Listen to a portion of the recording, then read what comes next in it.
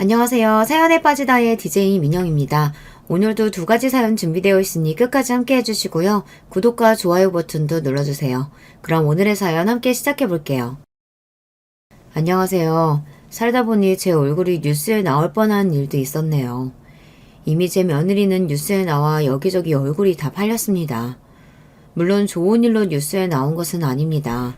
가족이었던 며느리와 고소까지 진행하며 갈라지게 됐고 대기업까지 며느리에게 손해배상금을 청구하게 된 아주 끔찍한 일이었죠.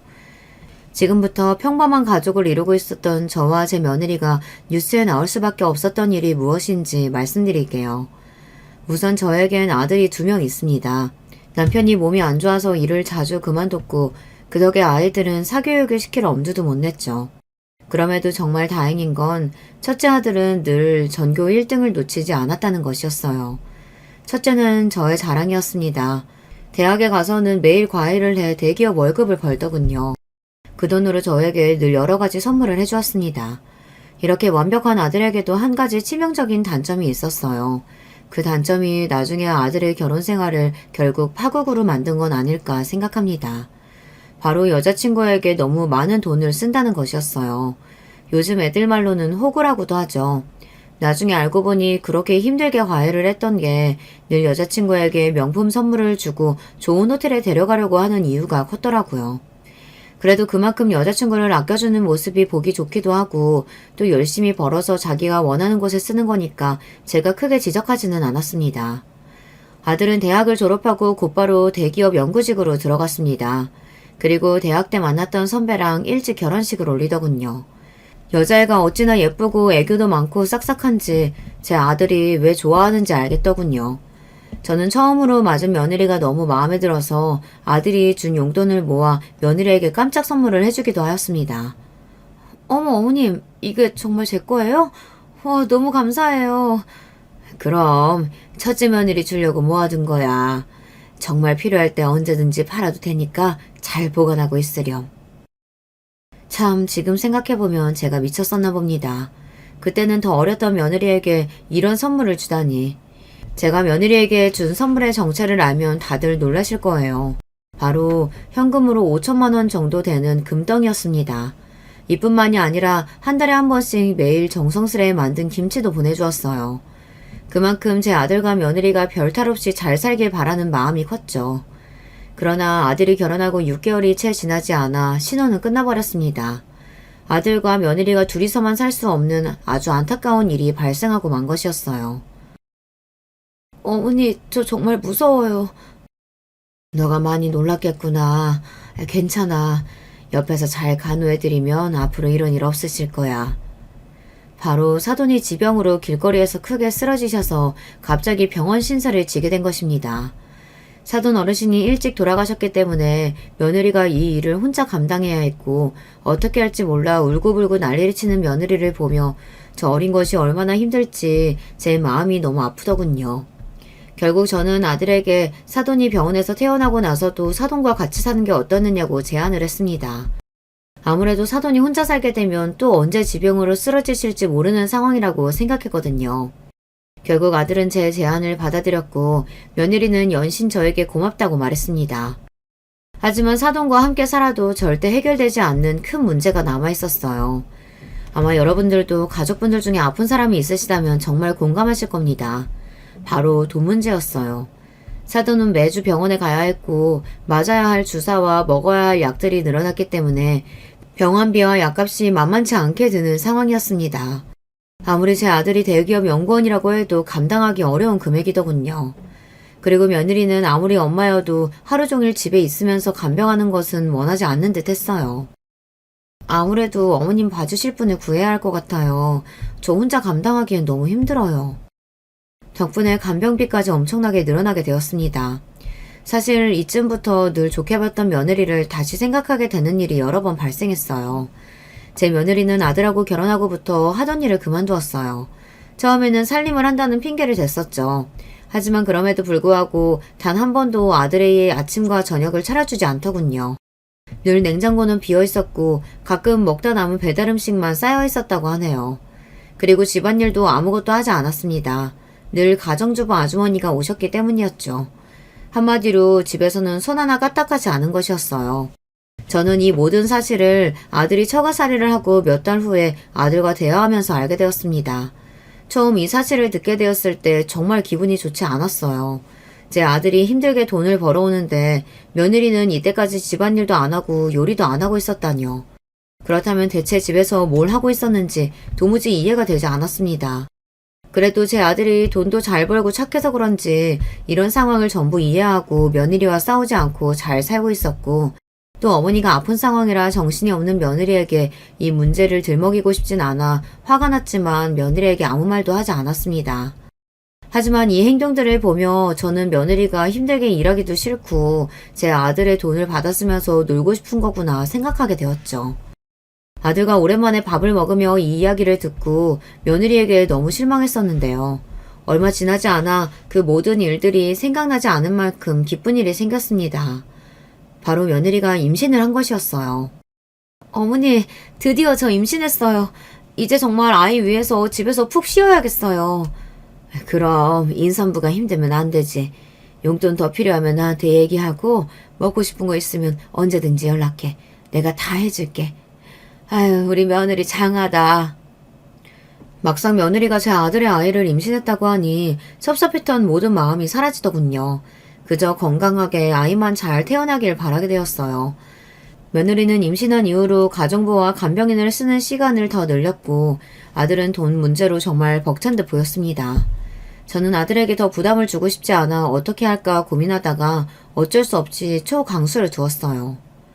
아들, 처가살이 하면서 사돈이 아프셔서 많이 힘들지? 지금 월급으로 부담될 것 같아서 내가 깊이 생각을 해봤거든. 이제 내 용돈은 안 줘도 돼. 아들에게 제가 먼저 용돈을 끊어도 된다고 이야기하자 아들은 미안해하면서도 장모님이 회복하실 때까지만 그렇게 하겠다고 하더군요. 그동안 혼자 돈 문제로 얼마나 힘들었을까요? 그렇다고 임신한 며느리가 일을 할 수는 없으니 결국 저는 제가 더 고생하는 방법을 택했습니다.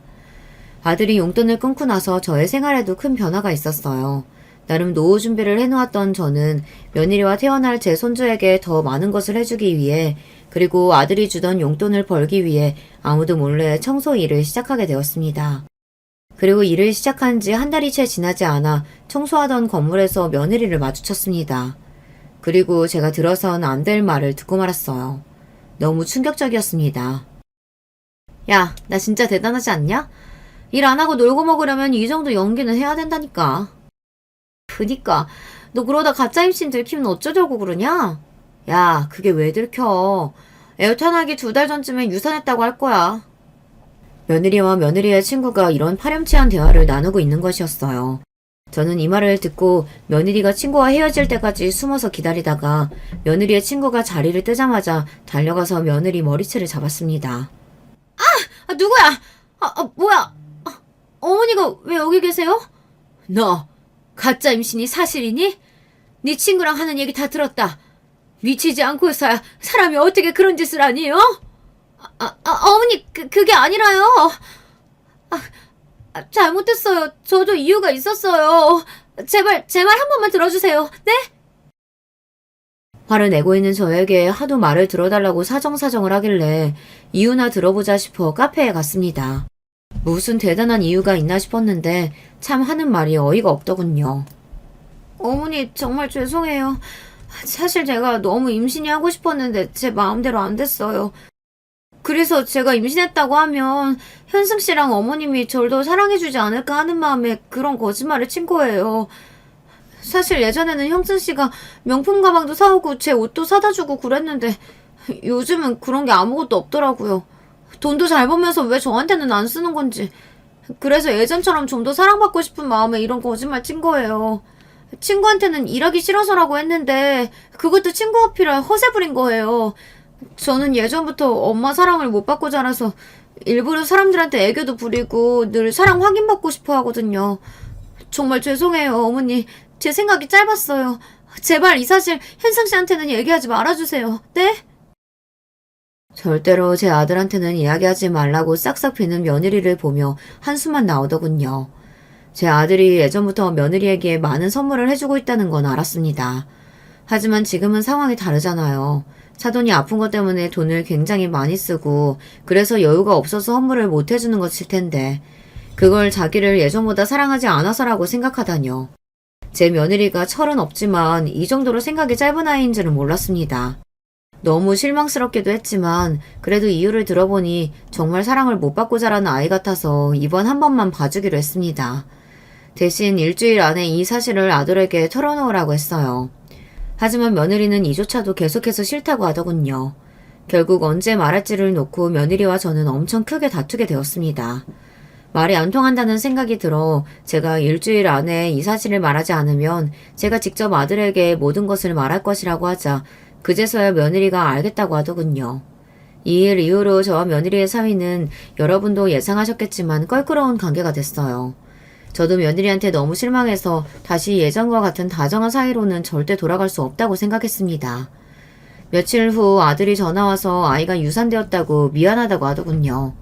정말 아들을 위해 모든 걸 말해야 할까 생각했지만 그래도 아들의 결혼 생활을 깨고 싶지 않아 꾹 참았습니다. 이후 며느리는 빈정이 상했는지 저에게 먼저 연락 한 번이 없더군요. 저도 따로 연락을 하지 않았고요. 그저 열심히 청소일을 하며 살아가고 있었습니다. 어느 날은 일을 하고 있는데 유난히 몸이 무겁고 식은땀이 나더군요. 그리고 몸에 힘이 풀리더니 아주 크게 쿵 소리가 났고 그 이후로는 정말 아무 기억도 나지 않았습니다. 눈을 떠보니 병원이었어요. 온몸이 아픈데 아들이 제 앞에서 울고 있더군요. 엄마, 깨어나셨어요? 대체 이 나이에 청소일은 왜 하신 거예요? 제가 용돈 안 드려서 그런 거예요? 제가 못나서 정말 죄송해요. 제가 이때까지 한 번도 쓰러진 적이 없었는데 아들이 가로로 쓰러졌다고 하더군요. 다행히 머리를 크게 부딪히진 않았는데 계단이라 정말 큰일이 날 수도 있었다고 합니다. 울면서 미안하다는 아들을 보니 제 마음이 무너지더군요. 또 병원비를 보니 차라리 집에서 조용히 있을 걸 일을 괜히 했나 싶었습니다. 아들은 당장 청소일을 그만두고 건강검진을 해보는 게 좋겠다고 했어요. 저는 내키진 않았지만 검진을 받기로 하였습니다. 그리고 정말 예상치 못한 청천벽력 같은 결과를 듣게 되었죠. 사실 쓰러지신 게 단순 가로는 아니고요. 고혈압도 있으시고 당뇨도 심하게 있으시네요. 약을 안 먹으면 또 언제 쓰러지실지 모르는 상황이에요.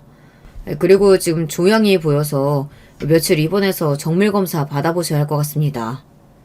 제 검사 결과를 듣고 아들은 너무 고통스러워했습니다. 저도 고혈압과 당뇨가 있다는 것은 알고 있었지만 상황이 예전보다 훨씬 더 심각해졌는 줄은 몰랐거든요. 제가 예전부터 아파도 참는 게 버릇이 된 것 같아요. 정말이지 이젠 일을 하고 싶어도 할 수 없는 상황이 되어버렸습니다. 결국 저는 일을 그만둔 채 병원에 며칠 동안 검사를 받기 위해 입원을 하게 되었어요. 여러분도 나이 먹고 건강검진 해보신 적 있으시죠? 다들 아실 거예요. 혹시 암은 아닐까, 죽을 병에 걸린 건 아닐까, 결과 나오기 전까지 별의별 생각을 다 하게 됩니다. 나이가 드니까 쓸데없는 생각도 많고 겁도 많아지나 봐요. 그리고 드디어 검사 결과가 나오는 날이 되었습니다. 정말 마음이 무겁고 떨렸습니다. 다행히 악성 종양은 아니네요. 고혈압이랑 당뇨 약만 잘 드시면 될 것 같습니다. 대신 나이도 있으시니 절대 무리하시면 안 됩니다. 휴, 정말 다행이었습니다. 저까지 아프면 제 아들이 얼마나 힘들까요? 저라도 건강 잘 챙겨야겠다고 다시 한번 결심하게 되었죠. 그렇게 제가 태어나는 날 아들이 갑자기 며느리 얘기를 꺼내더군요. 맞다. 어머님 요즘 지희랑 무슨 일 있으신 건 아니죠? 요즘 지희가 너무 어머니랑 통화를 안 하는 것 같아서 안 되겠다. 제가 얘기를 좀 해야겠어요.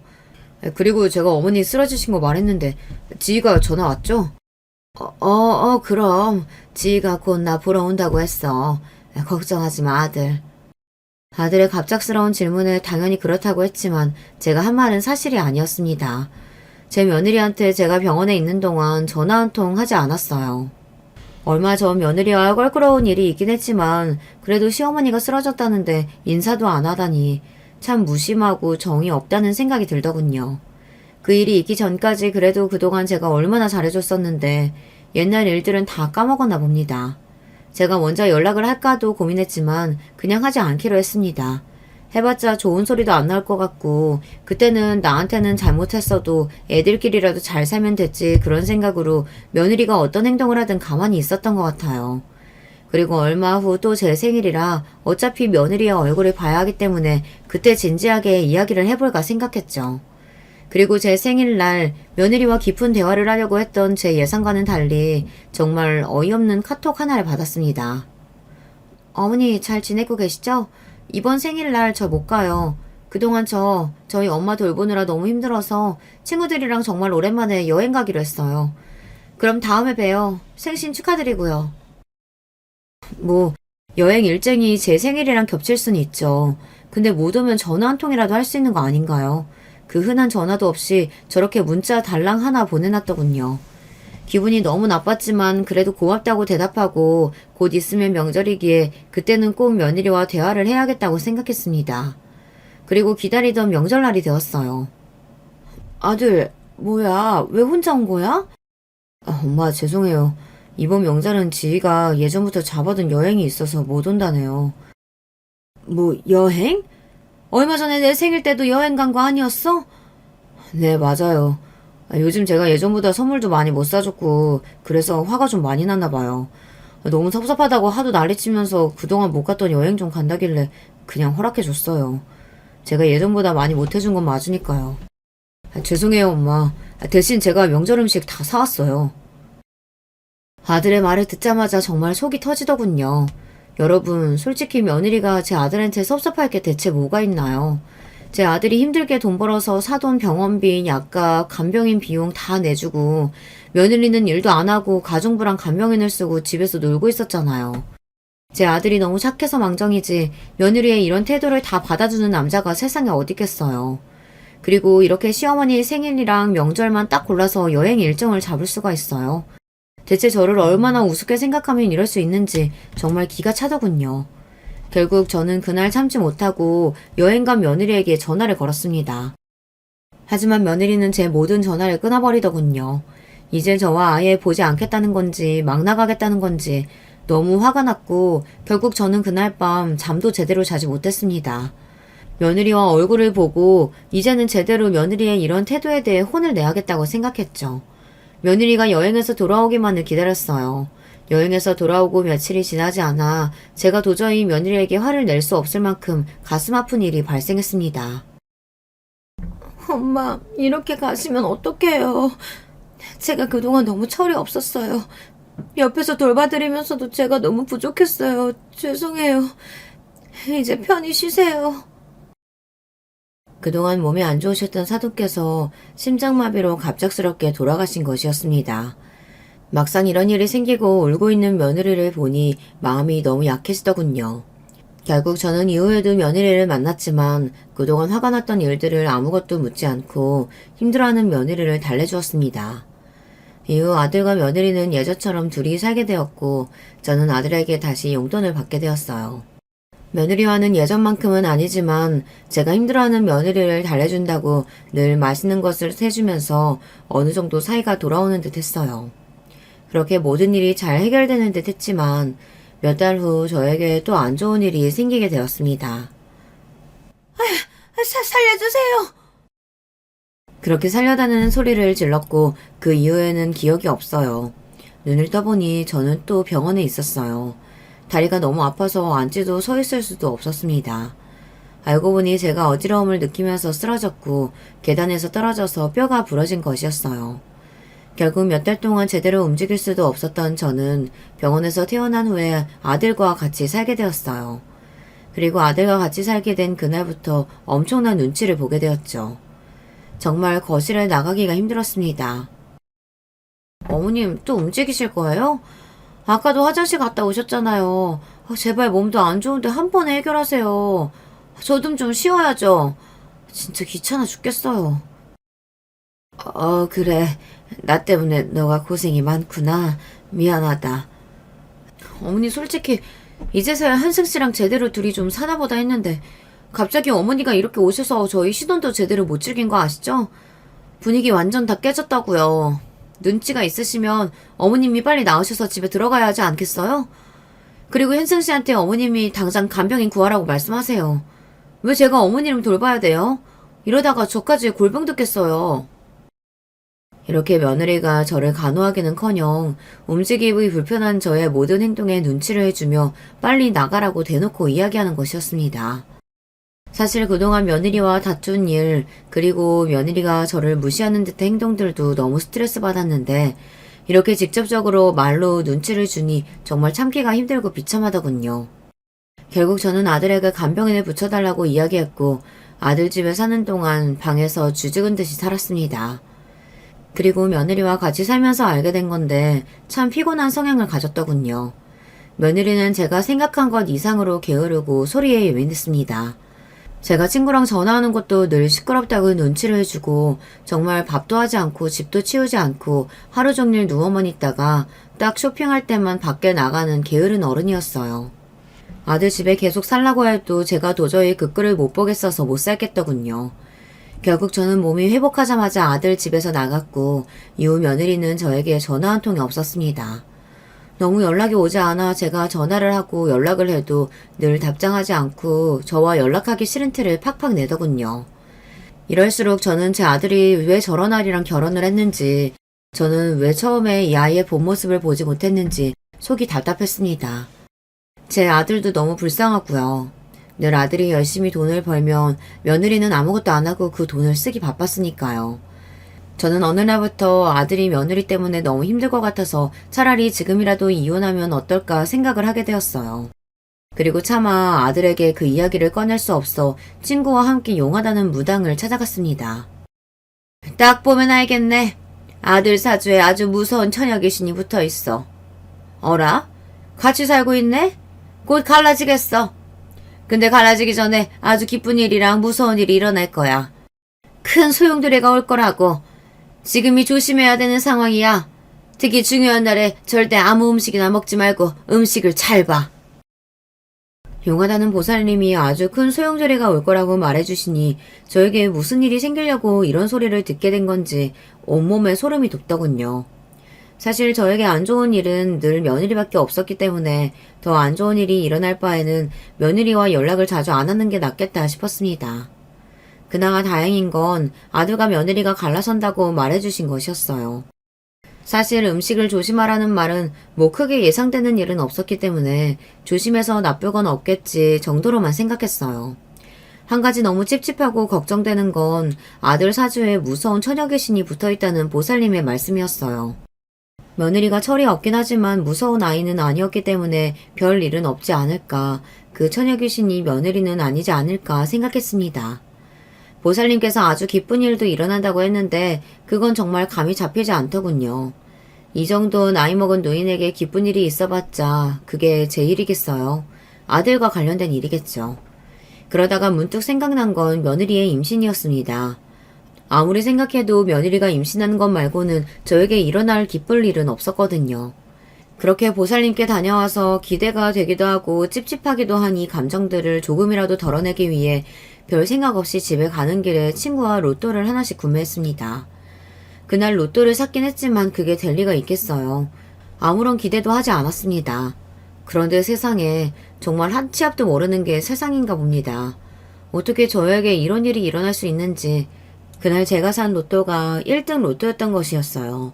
보살님이 말씀해주신 기쁜 일이 로또 당첨이었던 거죠. 저는 너무 기쁜 마음에 아들에게 바로 전화를 해서 이 사실을 알렸습니다. 아들은 그동안 제가 열심히 착하게 살아서 하늘이 준 선물이라고 하더군요. 아들 옆에 며느리도 있었는데 소리를 지르면서 너무 좋아했어요. 그러더니 며느리가 갑자기 아들 전화기를 빼서 저에게 이야기했습니다. 어머님 잘하셨어요. 사실 제가 어머니께 자주 연락 못 드렸었지만 늘 좋은 일만 가득하시라고 기도 많이 했었거든요. 그러더니 이런 일이 생겼나 보네요. 어머님 돈 어디에 쓰실 거예요? 저희도 주실 거죠? 저는 돈 생기면 하고 싶은 게 정말 많아요. 저 이제 어머님이랑 같이 하고 싶은 거 하나하나씩 다 해봐야겠어요. 어머님도 이제 모든 거 다 저랑 같이 해요. 정말 반갑게 저를 맞이하는 며느리의 목소리 너무 오랜만이었어요. 하지만 로또 얘기를 듣자마자 돈을 줄 건지 직접적으로 물으며 갑자기 저와 하고 싶은 게 많다고 이야기하는 며느리가 갑자기 너무 부담스러웠어요. 저는 아직 이 돈을 쓸 계획도 없고 앞으로 차차 생각해 볼 거라고 했습니다. 그러자 며느리는 너무 아쉬워하더군요. 이렇게라도 오랜만에 살가운 며느리를 보니 기분은 좋았습니다. 그리고 그날 이후 며느리는 저에게 매일매일 전화가 왔어요. 전화가 와서 하는 말은 대부분 이런 말이었습니다. 어머님, 오늘은 뭐 하세요? 저랑 같이 쇼핑 가실래요? 어차피 어머님 돈 많으니까 좀 써도 티 안 나잖아요. 저 그동안 사고 싶은 거 완전 많았는데 잘 됐다. 어머니, 저랑 카페 하나 차리실래요? 아니다. 어머님 몸 안 좋으시니까 그냥 저 하나 차려주시면 안 돼요?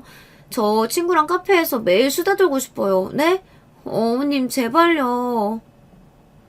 결국 전화가 와서 말하는 모든 내용이 제 돈으로 무언가를 해달라는 말이더군요. 그런데 정말 웃긴 게 뭔지 아시나요? 처음에는 살갑게 애교를 부리면서 돈 얘기를 하더니만 어느 순간부터 계속 섭섭하다고 울상을 지으며 저에게 짜증을 내기 시작했습니다. 어머니 정말 너무하신 거 아니에요? 제가 이렇게 잘해드리고 매일 연락도 하는데 저한테 그 돈 한 푼도 안 주시는 게 말이 되냐고요. 진짜 섭섭해요. 어차피 죽기 전까지 다 쓰지도 못하실 거잖아요. 이런 식으로 계속되는 며느리의 성화에 지친 저는 결국 며느리에게 단호하게 말해야겠다고 결심했습니다. 미안하지만 나는 아직까지 이 돈을 아무한테도 줄 생각 없어. 너희한테 안 주겠다는 게 아니라 이 돈 어떻게 하면 잘 쓸 수 있을지 생각을 먼저 해보겠다는 거야. 나중에 내가 아플 수도 있고 무슨 일이 생길지 모르는데 무작정 이 돈을 쓸 수 없잖니. 돈이라는 게 많아 보여도 막상 조금씩 쓰다 보면 순식간에 없어지기 마련이야. 그러니까 더 이상 뭐 사달라 뭐 해달라 나한테 전화하지 말렴.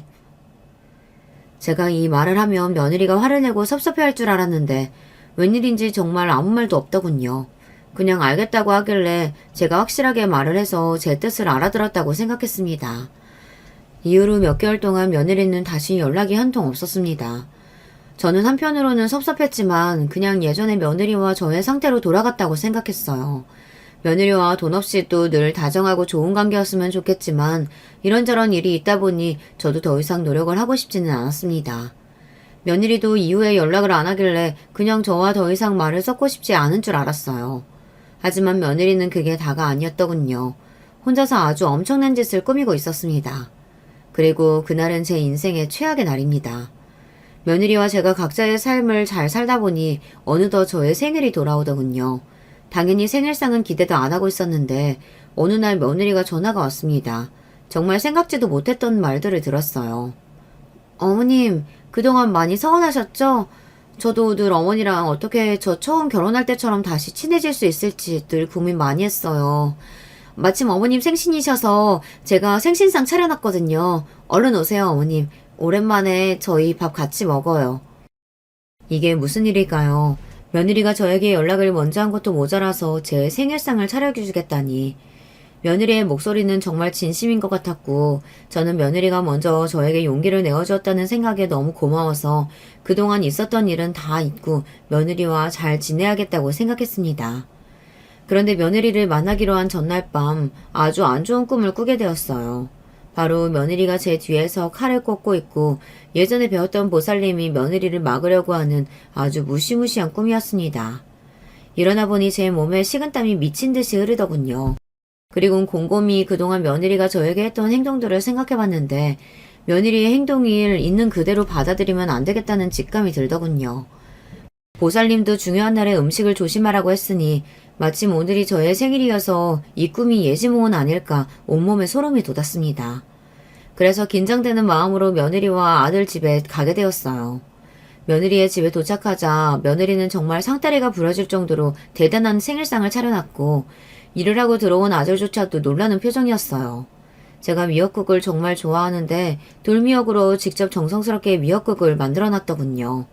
미역국을 먹으려고 하는데 제 미역국 양이 너무 많아서 며느리가 밥을 푸고 있을 때 며느리 자리에 있던 미역국을 제 자리로 옮겼습니다. 그리고 며느리가 앉자마자 같이 밥을 먹었어요. 그 순간 믿지 못할 광경이 제 눈앞에 펼쳐졌습니다. 며느리가 갑자기 인상을 쓰고 소리를 지르며 먹었던 미역국을 다 뱉는 것이었어요. 그러더니 저를 은근히 째려보더군요. 저는 며느리의 행동이 너무 황당해서 며느리를 계속 쳐다보았고 놀란 아들이 며느리의 미역국을 먹어보려고 하자 며느리가 또다시 놀라면서 소리를 쳤습니다. 안 돼! 먹지 마! 하지만 며느리가 소리를 질렀을 땐 이미 아들이 미역국을 맛본 후였습니다. 아들은 인상을 쓰더니만 미역국이 살짝 쓰다며 며느리를 쳐다보았고 다시 자신의 미역국을 먹어보더군요. 뭐야, 내 미역국이랑 맛이 다른데? 어머니 미역국 줘보세요. 뭐?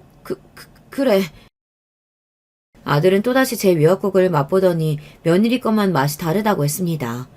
그 순간 제 머릿속에 번쩍 떠오른 생각이 있었습니다. 여러분, 예전에 보살님이 해주셨던 말씀 기억하시죠?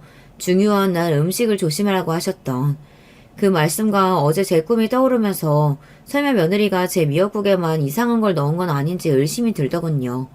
저는 그 자리에서 손을 벌벌 떨며 며느리에게 진실을 물어봤습니다. 예, 너가 먹은 미역국 처음 내 자리에 있었던 거잖아. 그렇다면 너가 먹은 미역국이 내 미역국이었다는 건데 왜 이것만 맛이 다르니? 너 설마 일부러 내 미역국에만 이상한 거 넣었니? 에이, 그건 아니죠. 저희가 그럴 이유가 없잖아요. 이유는 있지. 아들, 넌 그동안 내가 로또 당첨된 후에 얘가 얼마나 나한테 자주 전화가 온 줄 아니? 평소에 이렇게 전화를 자주 하는 애가 아니었어. 심지어 전화가 와서 늘 나한테 하는 말이 돈 달라는 거였다. 내가 계속해서 안 된다니까 내 병이 더 악화되게끔 이상한 걸 넣었을 수도 있잖아. 뭐? 지야, 네가 얘기해봐. 어머니가 하시는 말씀이 진짜야? 아니야. 나 정말 억울해. 아무리 그래도 내가 그런 짓을 꾸미는 게 말이 된다고 생각해? 며느리는 끝까지 시치미를 떼었고 결국 아들은 모든 미역국을 가지고 가서 성분 검사를 하겠다고 으름장을 놓으며 며느리한테 이야기했습니다. 일이 점점 더 커지자 며느리가 울면서 모든 걸 털어놓더군요. 그동안 제가 얼마나 어머니한테 신뢰가 없었으면 어머님이 저를 의심하신 걸까요? 이 상황이 결국 다 제 탓이라고 생각해요. 정말 죄송해요, 어머님. 어머님 미역국 보시면 알겠지만 사실 어머님 미역국에만 생야채를 좀 많이 넣었어요. 어머님 건강이 안 좋으시다길래 이 정도로 씁쓸한 말이 날 줄 몰랐어요. 제가 요리를 못하잖아요. 저는 그렇다고 제가 이런 의심을 받게 될 줄은 몰랐어요. 정말 좋은 마음이었는데 이렇게 되다니. 어쨌든 죄송해요. 며느리의 표정을 보니 거짓말은 아닌 것 같았습니다. 실제로 미역국 밑을 뒤져보니 정말 이상한 맛이 나는 미역국만 생야채가 많이 있더군요. 며느리 말로는 야채를 넣고 싶긴 한데 제가 빨리 도착하는 바람에 생야채를 넣어 맛이 좀 이상해진 거라고 하네요. 이 사실을 알자마자 저는 제가 보살님 말씀과 꿈 때문에 괜히 예민해서 며느리에게 심한 말을 한 건 아닐까 미안한 마음이 들었어요. 그래서 그 자리에서 바로 사과를 했습니다. 너가 날 이렇게 생각하는 줄도 모르고 내가 너를 의심하다니 정말 미안하다. 그동안 여러 일들이 많았지만 앞으로는 정말 엄마와 딸 같은 사이로 지냈으면 좋겠어. 오늘 초대해줘서 고맙다. 이 말을 들은 며느리는 감동이라며 저를 안아주더군요. 아들은 그제서야 안심한 표정을 지었습니다. 집에 돌아가면서 저는 며느리에게 문자로 로또 당첨금을 나눠주겠다고 이번 주 주말에 집에 오라고 문자도 남겼습니다. 이번 기회에 며느리와 처음 만났을 때처럼 좋은 관계를 유지할 수 있었으면 좋겠다고 생각했죠. 그렇게 이번 일은 해프닝으로 끝나는 듯 보였습니다. 하지만 더 경악스러운 일이 저를 기다리고 있었죠. 며칠 후 저에게 정체 모를 택배가 하나 오더군요.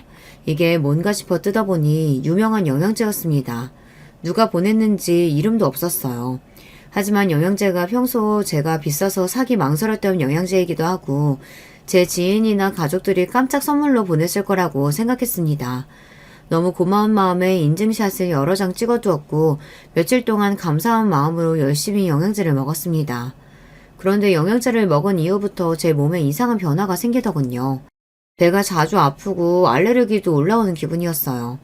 대체 무슨 문제일까 싶어 제조사에 전화를 해봤는데 이상한 증세가 있을 리가 없다고 영양제가 아닌 다른 이유 때문인 것 같다고 하더군요.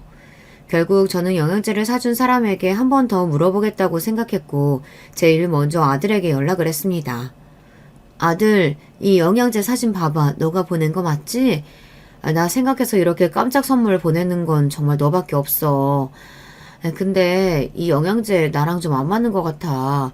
배도 아프고 알레르기도 올라오고 좀 이상하네. 어머니, 이거 제가 보낸 거 아니에요. 그리고 지금 제가 사진 봤는데 처음 왔을 때부터 이렇게 온 거 맞죠? 뭔가 이상한데요? 뚜껑을 뜯은 흔적이 있는 것 같거든요. 원래 영양제 새거 오면 이렇게 뚜껑이 뜯어질 수가 없는데. 그 순간 정말 온몸에 소름이 돋았습니다. 아들 말을 듣고 보니 너무 찝찝하더군요. 이 영양제를 계속 먹으면 안 될 것 같다는 생각에 누가 택배를 시켰는지 여기저기 전화해서 찾아보니 예상치 못한 이름이 보였습니다. 택배를 시킨 사람은 바로 얼마 전 미역국 사건이 있었던 며느리였습니다. 저는 너무 놀라서 아들에게 당장 이 사실을 이야기했고 그날 밤 며느리에게 전화가 왔습니다. 어머니, 그거 제가 보낸 거 맞아요. 괜히 어머님이 미안해하실까봐 일부러 제가 말씀 안 드린 거예요. 그 영양제가 좀 독해서 어머니랑 안 맞을 수도 있는데 처음이라 그렇지 계속 먹으면 아마 건강도 더 좋아지실 거예요. 저 믿고 걱정 마시고 계속 드세요. 며느리가 보냈다는 걸 알게 된 후 마음이 좀 놓이더군요. 포장은 사실 제가 뜯고 나서 사진을 찍은 건지 잘 기억이 안 나기도 해서 크게 의심하지 않았습니다. 그보다는 제가 그동안 너무 영양제도 안 챙겨 먹고 비싼 걸 안 먹어서 몸이 적응을 못하는 건 아닌가 생각했죠. 그렇게 며느리 말을 믿고 또 열심히 영양제를 챙겨 먹었습니다. 하지만 그럴수록 알레르기는 더 심해졌고 제 몸도 더 안 좋아졌어요. 그러다 보니 이 영양제의 성분이랑 처음 왔던 포장 상태가 계속 신경이 쓰이더군요. 저는 결국 아들에게 이 사실을 한 번 더 이야기했고 아들은 영양제 만든 곳에 제가 처음에 찍은 사진을 보여주며 이런 부작용이 생기고 있다고 건의했습니다. 그러자 영양제를 파는 회사에서 아주 긴 답변이 왔는데 상상도 못한 답변이었습니다. 안녕하세요. 처음 왔을 때 사진 보내주셨는데 저희는 절대 이렇게 보내지 않습니다. 누가 일부러 뜯은 것 같은 느낌이네요. 실제로 저희 제품 먹고 그런 부작용을 느끼시는 분은 거의 없어요. 혹시 모르니까 영양제 다시 보내주시면 저희가 만든 영양제가 맞는지 성분 확인해 보겠습니다. 대체 이게 무슨 말인지, 그렇다면 저에게 택배를 보내기 전에 누군가 영양제 통을 일부러 뜯어서 비슷한 다른 걸 넣어놨거나 아니면 영양제에 다른 성분을 추가했을 수도 있다는 거 아닌가요? 만약 그렇다면 대체 누가 왜 이런 짓을 한 걸까요? 이 답변을 듣고 저는 며칠 동안 아무도 믿을 수가 없었어요. 아무리 생각해봐도 저에게 이런 일을 할 사람이 없어서 처음 영양제를 보낸 며느리 짓일까 하는 의심도 들었습니다. 그리고 제 의심의 답이 얼마 후 밝혀졌습니다. 며칠 후에 영양제 회사에서 아들의 연락이 왔는데 그 연락을 받고 아들은 다급한 목소리로 저에게 전화가 왔더군요. 어머니, 영양제 회사에서 연락 왔는데 이거 진짜 영양제 아니래요. 누가 이 영양제에 이상한 걸 넣어서 어머니한테 보낸 거예요. 이거 몸에 엄청 안 좋은 성분이래요. 먹으면 안 되는 거라고요. 대체 누가 어머니한테 이런 짓을... 이건 범죄예요. 제가 당장 경찰에 신고할게요. 사실 아들의 말처럼 저도 당장 경찰에 신고하고 싶었습니다. 그런데 한 가지 찝찝한 점은 아까도 말했지만 이 영양제를 보낸 사람이 며느리라는 것이에요. 그렇다면 이 행동도 며느리가 했을 수 있다는 거 아닌가요? 생각해보면 저번 미역국 사건도 들켰을 때를 대비해서 생야채를 넣어둔 것일 수도 있잖아요. 이런 의심이 들어 저는 며느리한테 제 영양제가 바꿔치기 당했고 지금 바꾼 사람을 찾기 위해 경찰에 신고할 것이고 범인은 아주 큰 벌을 받게 될 거라고 말했습니다. 더 세게 얘기하면서 며느리를 일부러 살짝 떠본 것이죠. 그러자 제 예상처럼 며느리가 깜짝 놀라며 저를 말리더군요. 어머니, 이 일로 경찰까지 연락할 필요가 있어요? 그냥 운 안 좋았다 생각하고 안 먹으면 되죠. 요즘 택배 범죄도 많다잖아요. 어머님한테 이런 짓 할 사람도 없고 그냥 운이 안 좋았던 거겠죠. 넘어가요. 어머님 건강도 안 좋으신데 경찰조사 받으면 너무 힘드셔서 안 돼요. 이렇게 절대로 경찰에 신고하는 건 안 된다고 하더군요. 보통 가족에게 이런 일이 생기면 어떻게든 범인을 찾으려고 할 텐데 운이 나빴던 거라고 그냥 넘기자고 말하는 며느리를 보며 저는 어쩌면 며느리가 범인일 수도 있겠다 생각이 들었습니다. 이 사실을 아들에게만 몰래 이야기했고 아들은 경찰에 신고를 하며 며느리가 범인으로 의심된다는 이야기도 함께 전했습니다. 그리고 얼마 지나지 않아 드디어 범인이 밝혀졌습니다. 며느리가 아니었어요. 하지만 범인은 제가 어디서 본 익숙한 얼굴이었죠. 예전에 청소 일할 때 며느리가 가짜 임신했다고 친구에게 이야기했을 때가 있었는데 바로 그때 본 며느리의 친구가 범인이었습니다. 이 사실을 알자마자 깜짝 놀라서 경찰서에 달려갔는데 이미 며느리가 와 있더군요. 그리고 경찰서에 가는 도중에 공원에서 며느리의 소리가 들리길래 들어봤더니 참 대화가 가관이었습니다. 야, 너 진짜 돌머리냐? 너가 절대 안 들킨다며. 그래서 돈도 챙겨줬잖아. 야, 니네 시어머니가 눈치가 빠른 걸 어떡하라고. 아, 그러게 네가 평소에 신뢰가 좀 있었으면 이런 의심도 안 받았을 거 아니야. 몰라. 이제 나 어떡하냐고. 너 무조건 너 혼자 있다고 해. 절대 내가 시켰다고 얘기하지 마. 아니면 나 진짜 망해. 바보같이 제가 듣고 있는 줄도 모르고 친구랑 이런저런 대화를 하고 있더군요. 곧바로 달려온 제 아들은 며느리를 보자마자 화를 참지 못하고 며느리의 뺨을 때렸습니다. 그리곤 한마디 했죠. 너 진짜 생각이 있긴 하냐? 그렇게 내 돈으로 네 갖고 싶은 명품 사고 하고 싶은 거 다 하고 놀고 먹고 살았으면 우리 엄마한테는 잘했어야지. 몸에 안 좋은 성분 넣은 영양제 우리 엄마한테 보내는 게 말이 되냐고. 어? 네가 그러고도 사람이야? 왜 날 때려? 이거 내가 한 짓 아니고 얘가 한 거야. 나도 친구지만 얘가 이럴 줄은 몰랐다고. 이렇게 말하면서 친구를 보고 어떻게든 수습하라고 눈치를 주더군요. 야, 빨리 내 남편한테 제대로 얘기해. 이거 너 혼자 한 짓 맞잖아. 진짜요? 이거 제 아내가 시킨 거 아닌 거 확실해요? 저한텐 정말 중요한 일이고 돈은 제가 얼마든지 드릴 테니까 이번엔 사실대로 말씀하세요. 그러자 며느리의 친구는 고민하는 표정을 하더니 이내 폭탄 발언을 해버렸습니다. 야, 꼴 좋다. 그렇게 남자 잘 만나서 먹고 놀고 매일 쉰다고 열심히 일하는 나 무시하더니만 이제야 너 망하는 꼴 좀 보겠네. 얘 매번 저한테 어떻게 하면 자기 시어머니가 빨리 돌아가실 수 있냐면서 얼른 돌아가셔야 로또 당첨금 다 자기 거 된다고 맨날 저한테 얘기하던 애예요. 미역국 사건 아시죠? 그거 다 먹으면 아마 어머님 쓰러지셨을 텐데 그 전에 들켰다면서요? 미역국은 제 혼자 저지른 일이에요. 저는 얘가 이렇게 실행력이 강한 애인 줄 몰랐다니까요. 영양제도 하도 부탁을 하길래 같이 도와줬어요. 막상 어머님 얼굴 보니까 좀 미안하네요. 며느리 친구가 한 말을 들은 제 아들은 다리에 힘이 풀려 그 자리에서 주저앉고 말았습니다. 정말 인간의 탈을 쓴 악마를 보는 것 같았어요.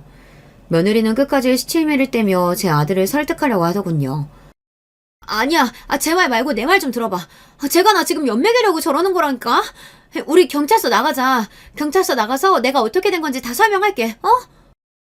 꺼져. 너란 여자 보기도 싫고 우리 이혼이야. 너 이거 범죄인 건 알지? 우리 엄마한테 한지 난 절대 용서 안 해. 그렇게 며느리와 며느리의 친구는 법의 심판을 받게 되었고 제 아들은 당연히 며느리와 이혼하게 되었습니다. 참, 저는 며느리가 처음엔 그저 철이 좀 없는 애인 줄 알았는데 이렇게 영악한 애인 줄은 꿈에도 몰랐습니다.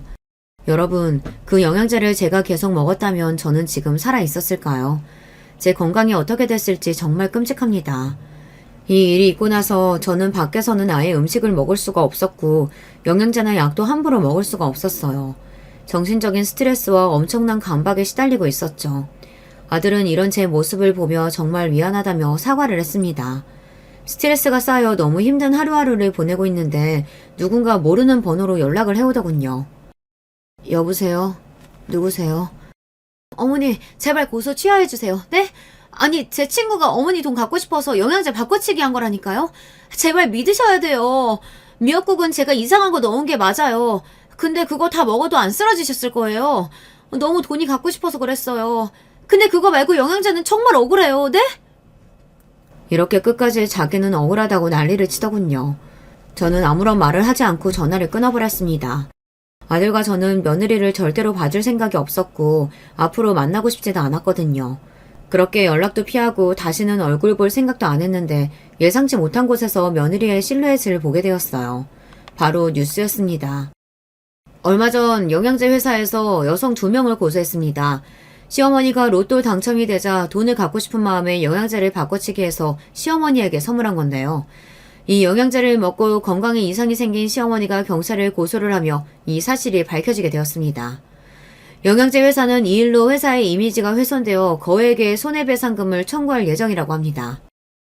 저 뉴스를 보는데 저기에 나오는 시어머니가 바로 저라는 사실이 참 어이가 없더군요. 어쩌다가 제가 뉴스에 나오는 사건의 주인공이 된 것일까요?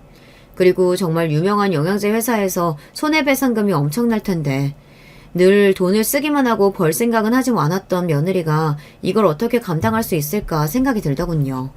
저에게 못된 짓을 많이 했지만 그래도 한때의 며느리였던지라 이 상황이 속 시원하다고는 못하겠어요. 그러게 좀 착하게 살지 왜 그렇게 욕심을 부렸는지 가만히 있었다면 알아서 제가 며느리랑 아들한테 로또 당첨금을 나눠줬을 텐데 이제는 저랑 상관도 없지만 안타까운 마음은 생기더군요. 하지만 더 이상 며느리와 엮이고 싶지도 않았고 도움을 줄 생각도 없었습니다. 이후에도 이 사건으로 인해 경찰서에 가야 할 일들이 몇 번 있었답니다. 어쩌다 며느리와 만나게 되었는데 며느리가 제 팔을 붙잡으며 사정사정을 하더군요. 어머니, 저 정말 돈 없어요. 아시잖아요. 저 정말 뉴스까지 나올 줄 몰랐어요. 제가 잘못했어요. 제발 저 한 번만 도와주시면 안 돼요? 저 진짜 죽고 싶어요. 네? 며느리를 마주칠 줄은 몰라서 당황한 저를 보며 경찰관님들은 며느리를 떼어냈습니다. 지금 독하게 얘기 안 하면 계속 저를 찾아올 것 같아서 큰맘 먹고 한마디 했습니다. 그러게 있을 때 잘하지 그랬니? 너 이거 인과응보야. 네가 저지른 일에 벌 받은 거라고. 뼈 빠지게 돈 벌어서 그 돈 다 손해배기 상금으로 날려봐라. 그리고 너도 시어머니 생신상에 영양제랑 독 같은 거 넣은 이상한 며느리 꼭 만나고. 이 말을 들은 며느리 표정은 정말 벙쪄 있더군요. 경찰관들도 속이 시원하면서도 어이가 없었는지 웃음을 참는 듯 했습니다. 솔직히 한편으로 안타깝다고 생각하고 있었는데요. 어떻게 이런 말을 했는지 저도 제가 신기합니다. 그래도 이 말을 한 이후로 저한테는 연락이 전혀 오고 있지 않네요. 하지만 아들한테 물어보니 아들에게는 계속 돈을 빌려달라고 아직까지 연락이 오고 있답니다. 제 며느리 사람 끝까지 안 변할 것 같아요. 이 일이 있고 나서 저는 꾸준히 정신과 치료를 받고 있습니다. 누가 선물을 보내와도 다른 의도가 있는 건 아닌지 확인하게 되고 음식도 계속 재료를 의심하게 되더군요. 네, 이 일이 제 머릿속에서 희미해질 시간이 아직은 좀 필요한 것 같습니다. 그래도 다행인 건 저에게는 며느리가 그토록 탐내던 로또 당첨금이 남아있다는 사실이에요. 제 병원비로 쓸 수도 있고 무엇보다 아들이 예전부터 하고 싶은 사업 자본도 줄 수 있어서 정말 다행입니다. 뉴스에 나올 만큼 기막힌 사건들을 겪었지만 그래도 저에겐 돈과 사랑하는 아들이 남아있으니 앞으로도 열심히 살아보려고 합니다. 제 이야기 들어주셔서 감사합니다. 안녕하세요. 어디 가서 절대로 쉽게 털어놓을 수 없는 제 이야기를 나눠보고 싶어서 사연 창고문을 두드리게 되었습니다. 저는 평범한 아줌마이고요. 나름 특이사항이라면 가끔 작은 캐릭터 그림을 그리는 소일거리로 돈을 번다는 점이 있겠네요.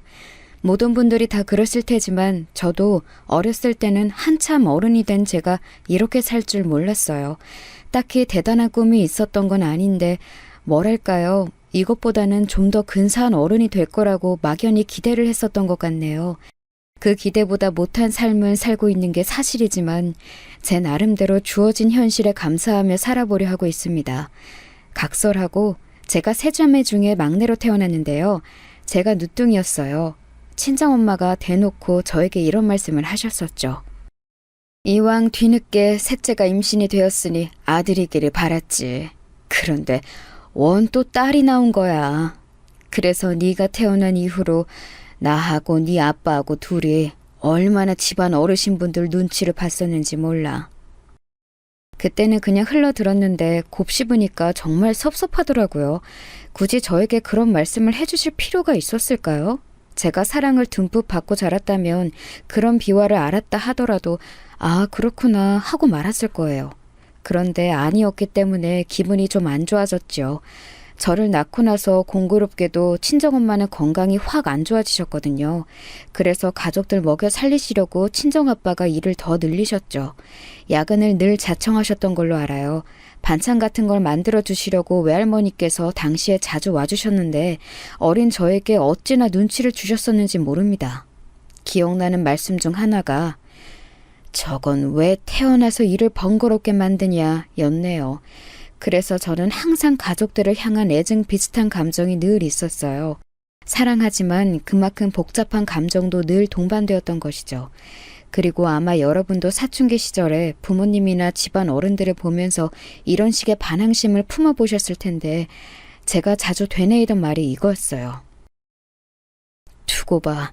나는 절대 엄마 아빠처럼 안 살 거야. 나는 커서 엄마 아빠처럼 자식에게 막말하고 상처 주고 이런 부모가 되지 않을 거고 이런 환경을 주지도 않을 거야. 나는 저렇게 안 살아. 절대 부모님을 닮아가지 않겠다는 굳센 다짐이었죠. 여기서 밝히는 점은 저희 친정집에 조금 특이한 내력이 있다는 건데요. 친정 부모님은 각자 20대 중반의 나이에 결혼을 하셨어요. 그 당시로 봐도 조금 일렀는지 주변에서 왜 이렇게 일찍 가냐며 한마디씩 했었다네요. 그리고 제가 막내라서 위로 언니만 2명인데요. 희한하게 언니들이 결혼을 다 일찍 했어요.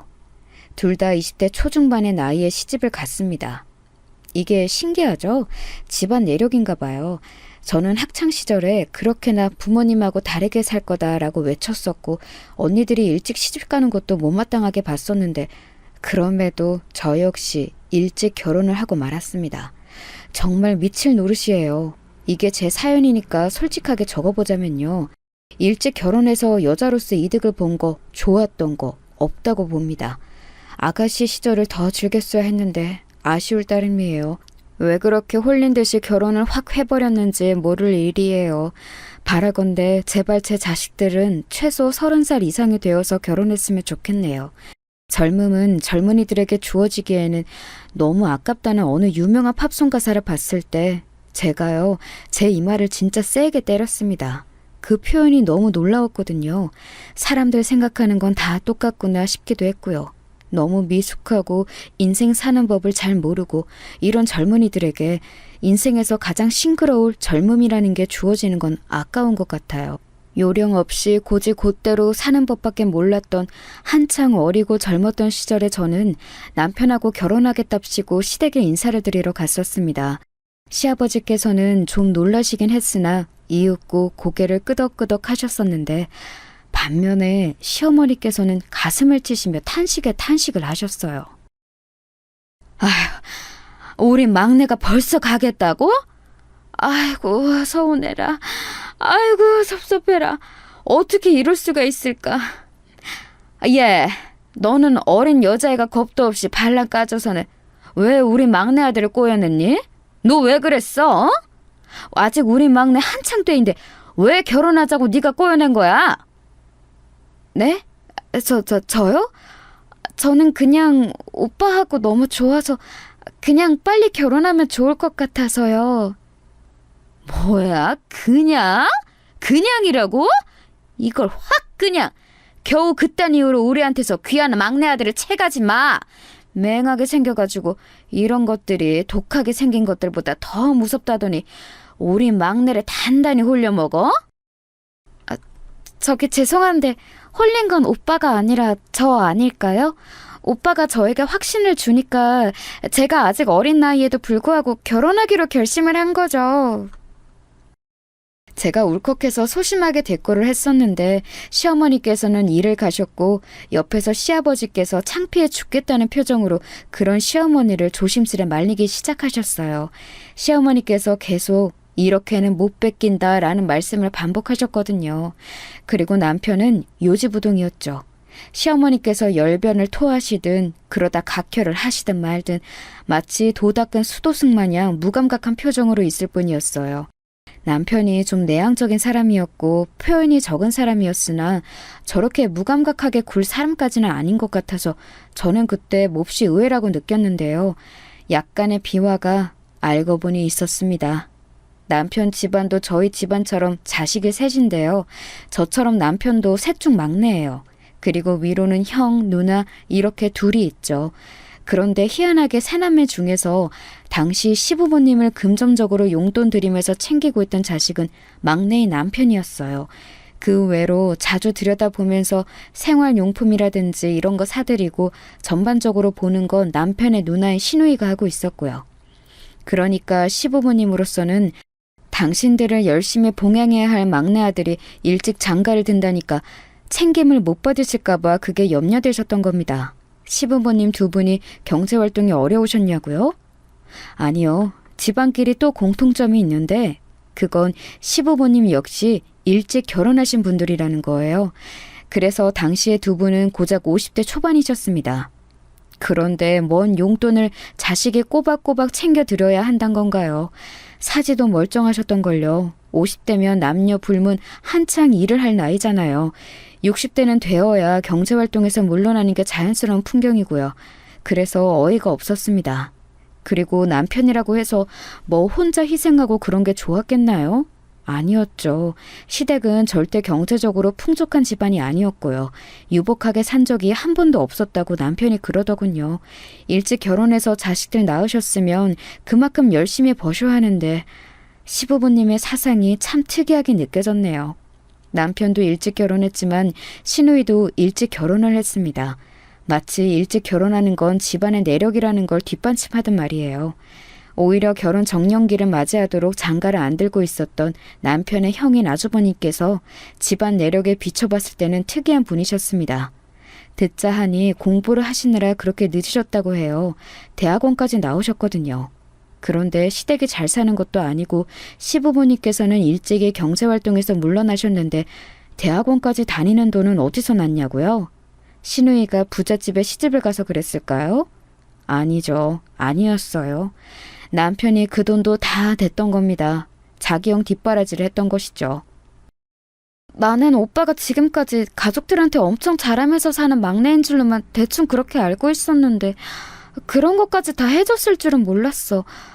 이런 표현 써도 되는지 모르겠는데 오빠 혹시 집에서 봉 아니야? 그렇게 눈치 보면서 말할 거 없어. 나도 내가 봉이라고 생각하고 있으니까.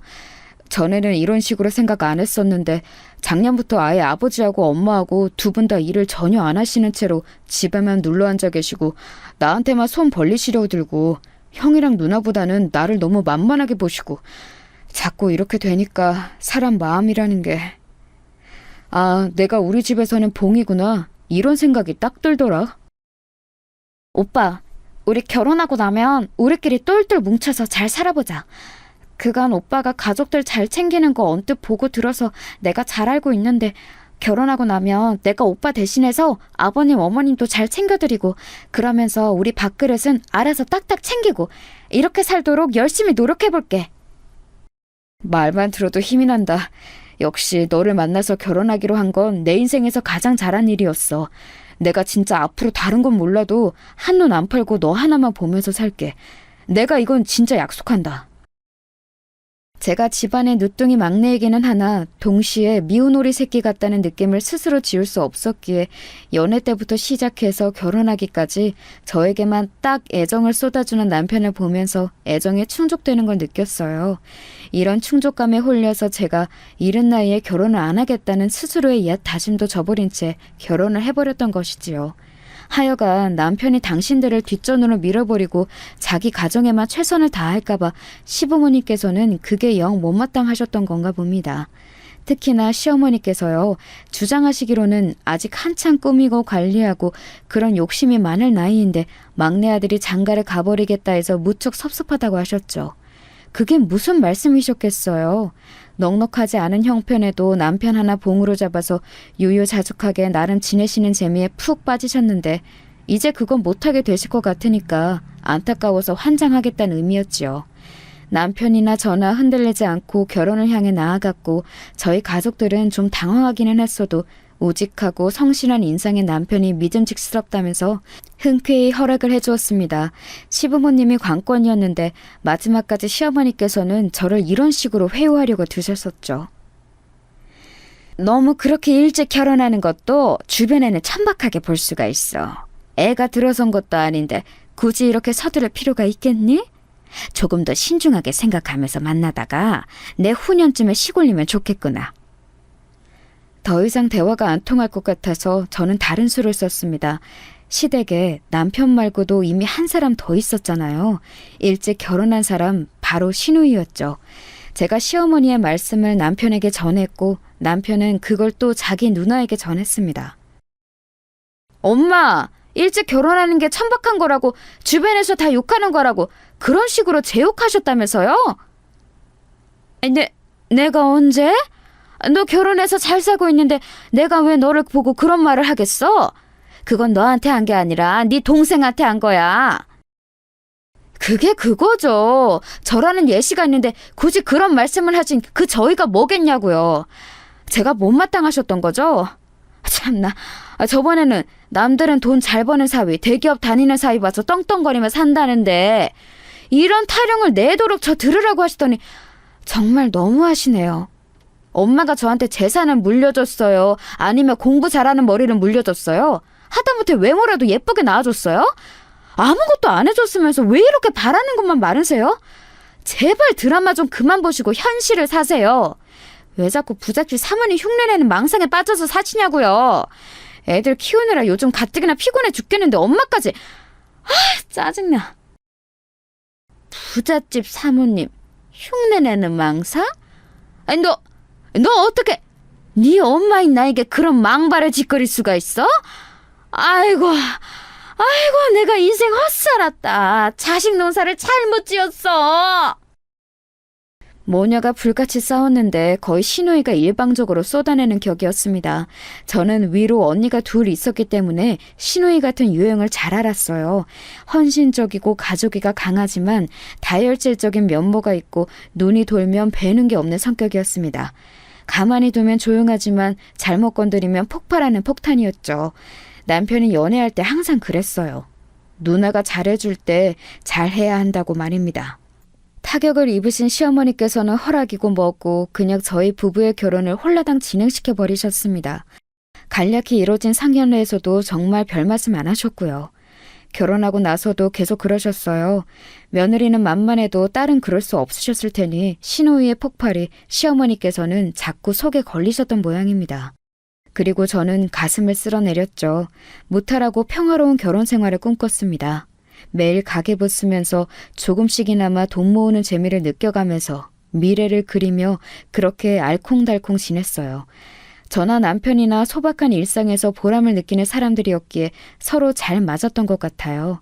그리고 제가 임신을 하게 되었고 예쁜 딸아이를 세상과 만나게 해주었습니다. 그때부터 남편이 좀 변화하기 시작했어요.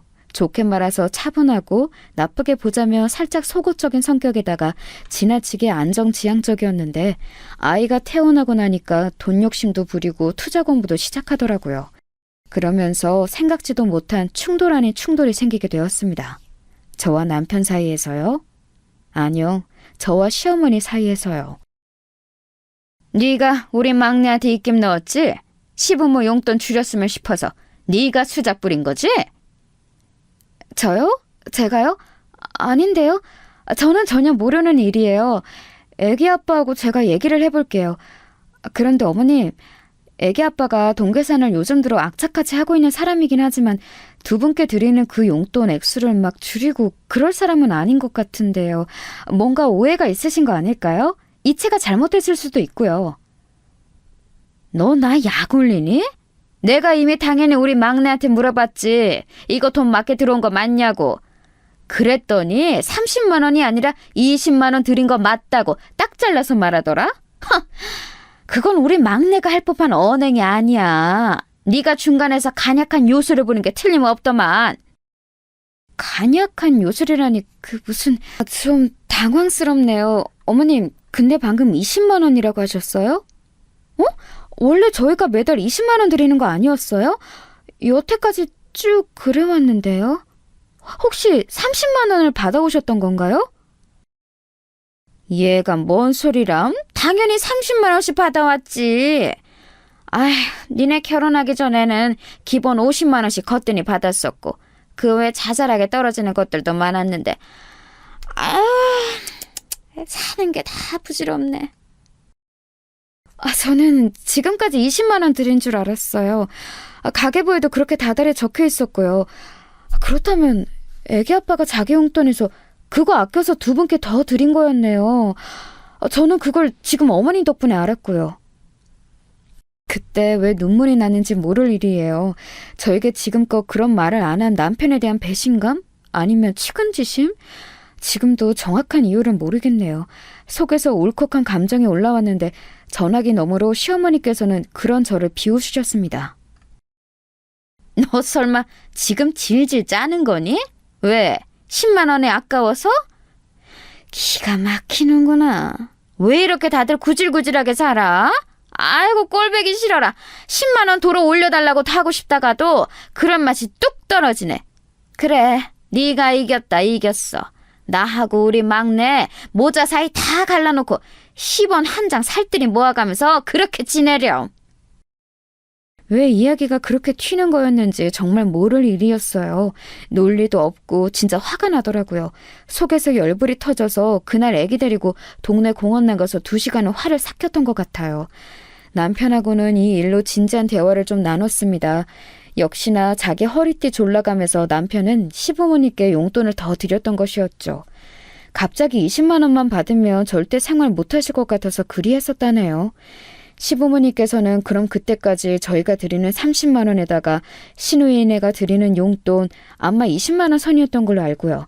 이걸 현금으로 받으셨고 공휴일 낀 달이면 어디든 저희가 그날 꼭 모시고 놀러 가거나 그렇지 못하면 돈으로 10만 원 드렸었고 생신이 있으면 또 챙겨드렸고 이마트 온라인 배송으로 매달 5만 원어치 생필품 넣어드렸고 시누이가 반찬 종류는 싹 다 조달해드렸고 이렇게 살아오셨던 거예요. 괜찮지 않나요? 두 분이서 생활하시기에는 부족함이 전혀 없었는데요. 시어머니 입장에서는 달랐나 봐요. 그게 사치, 여유 이런 것과는 거리가 먼데 용돈 10만 원까지 줄었다고 하니까 열이 받으셨던 것이죠. 저는 너무 착잡했고 남편은 속상했습니다. 이게 며느리와 아들의 차이인가 봐요. 저는 자식 부부들의 정성을 몰라주는 시어머니의 태도에 착잡했건만 남편은 달랐죠. 늘 풍족하고 여유가 넘치게 살고 싶어 하셨는데 그 마음 내가 알면서도 모른 척할 때가 많았어. 내가 그렇게 해드릴 수 없는 자식이니까. 죄송스러운 마음에 애써 그런 엄마를 모른 척 해왔던 거지. 내가 잘난 자식이었으면 엄마가 피부 관리실이나 실컷 다니시고 명품 쇼핑하시고 원하시는 그런 생활을 누리셨을 텐데. 씁쓸하다. 세상에, 속으로 그런 생각을 내심하고 살았던 거예요. 제 남편이 그날은 조금 낯설게 느껴졌네요. 제가 아이 낳고 나서 같은 애엄마끼리 시누이하고 공감대가 살짝 생겨서 따로 편하게 연락도 하고 지내게 되었는데요. 이런 고민을 시누이에게 털어놓았더니 진작 알고 있었다는 듯 한숨을 쉬더군요. 걔는 원래 그래. 그런 거 무슨 증상 이름도 있지 않나? 착한 아이 증후군? 뭐 그런 건가 봐. 우리 오빠는 옛날부터 공부벌레 범생이라서 딱 벽을 치고 사는 느낌이지 나는 성질머리 있어서 쉽게 못 건들지. 그러니까 우리 부모님은 막내가 가장 편하셨던 것 같아. 그런 만큼 자꾸 기대를 하시고 바라는 것도 많으시고 그러다 보니 세월이 흘러서는 이렇게 되었네. 나는 세상에서 가족만큼 복잡한 관계는 없다고 생각해. 그 안에 얽힌 이야기며 감정이 너무 복잡해. 저도 그게 뭔지 알 것 같아요. 저는 세상에서 가장 애틋한 사람이 저희 친정엄마인데 가장 애정어린 사람도 친정엄마이거든요. 가장 불편하면서도 편한 게 친정 식구들이고요. 시누이하고 이런저런 얘기를 나누면서 앞으로를 함께 다짐하기도 하였죠. 가진 것에 비해 바라는 게 많고 본인은 하지 않으면서 남이 해주기만을 하는 사람, 바로 저희 시어머니이자 시누이의 모친, 그분을 어떻게든 떠안은 채 변하시기를 바라며 잘 살아보자고요. 이때까지만 해도 아주버님은 안중에도 없었어요. 무슨 연구직 같은 걸로 일을 하고 계셨는데 혼자 조용히 자취를 하며 결혼 자금을 모으는 것만으로도 벅차다나 뭐라나? 그러고 계셨거든요. 시부모님께 효도하는 데 있어서 아주버님의 참가는 늘 미미한 정도였답니다. 그런데 이게 웬일인가요? 시댁에 급격한 변화가 일어나게 되었는데 그 주범이 아주버님이셨어요. 드디어 결혼을 하시게 된 아주버님, 그 상대가 무려 의사였습니다. 저하고 남편도 깜짝 놀랐는데 시부모님께서는 어찌셨는지 안 봐도 화나지요? 거의 기절할 땐 놀라시면서 기뻐하셨습니다. 특히 시어머니께서는 감격에 눈물마저 흘리셨죠.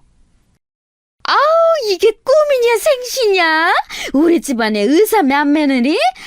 천지신명이시여 열심히 착실히 성실히 산 그 보답을 지금 받게 해주시는군요. 감사합니다.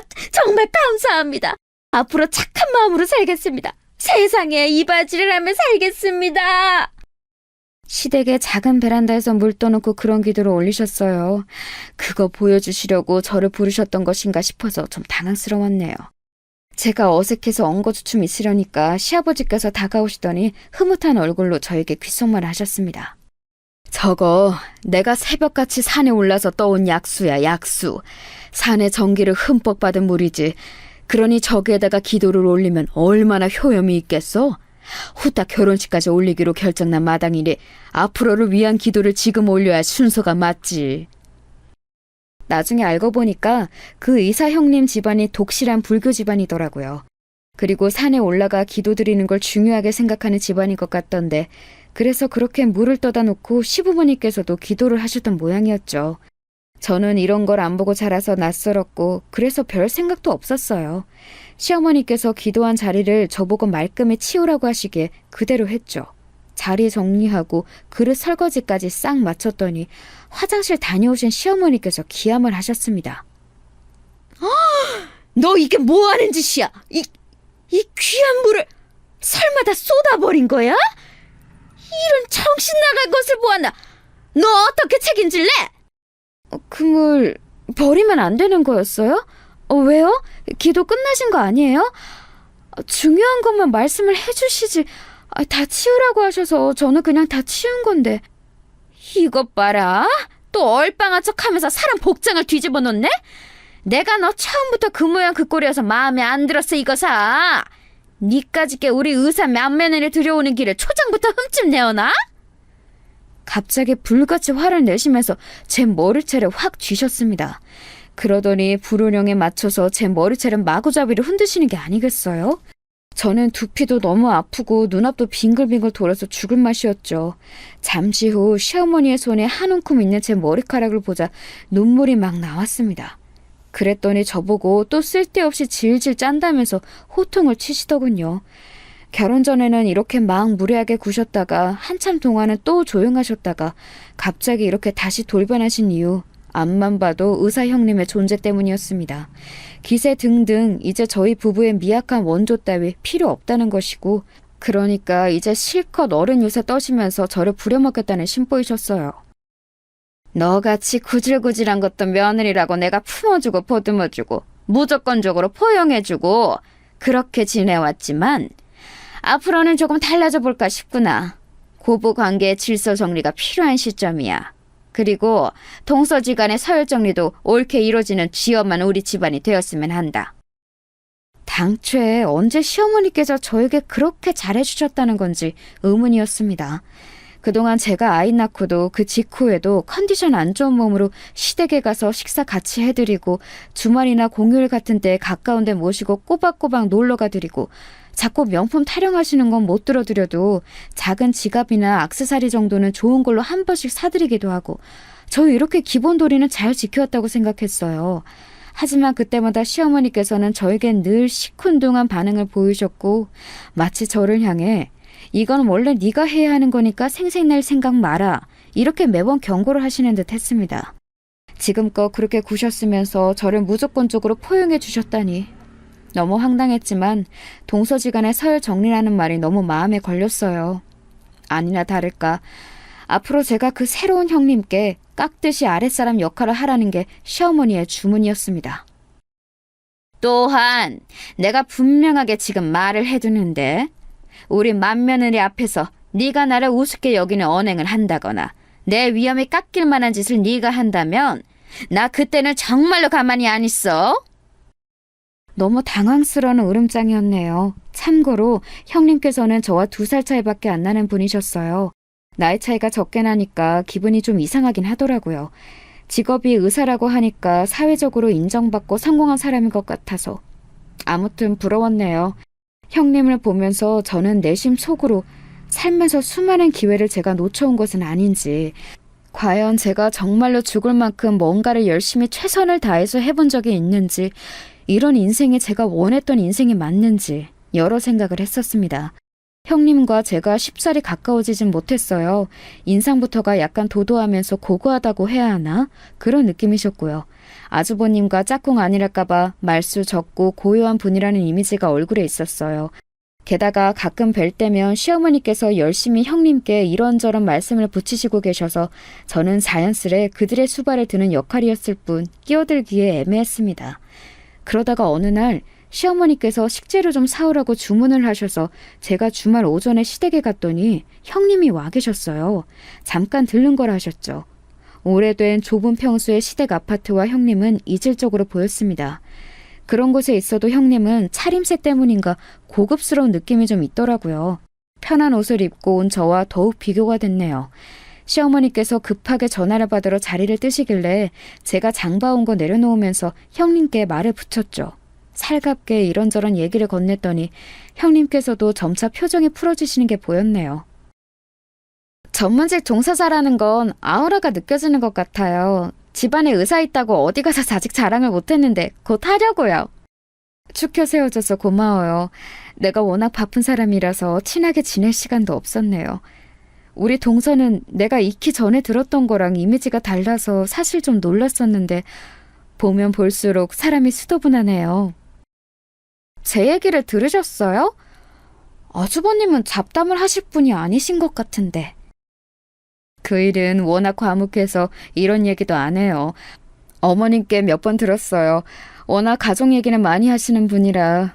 어머님은 동서가 자꾸 모자 사이를 이간질한다고 안 좋게 보시는 것 같지만 나는 남이 말하는 평판을 진지하게 받아들이는 사람까지는 아니라서요. 우리 동서, 나는 꽤 괜찮다고 봐요. 네. 그러셨구나.